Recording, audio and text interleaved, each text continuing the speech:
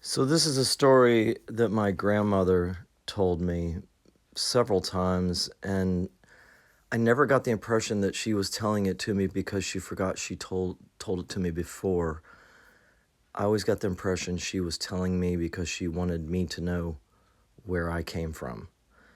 So here's the story.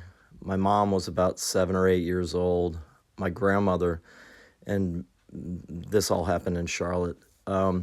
My grandmother realized my mom had been playing piano for, I guess, a year or two, and she realized that my mom had a gift. My grandmother didn't really play that much herself, but she saw the gift in my mom. So she called the guy in town who you didn't hire him. He had to be willing to take you on. He only took on pretty much, I guess, protege types.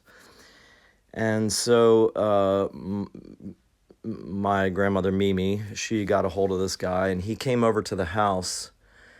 And she, as a good Southern woman, had coffee and cookies, and they chatted for a while. And at one point, she said, "Well, would you like to hear Sylvia play?" And he says, "Yes, please call her in." She was in the backyard swinging.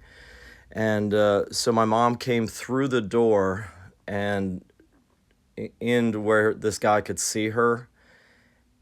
And he got up and started to head to the front door to get his coat to leave. And my Southern grandmother was in a total panic that she had offended this guy in some sort of way.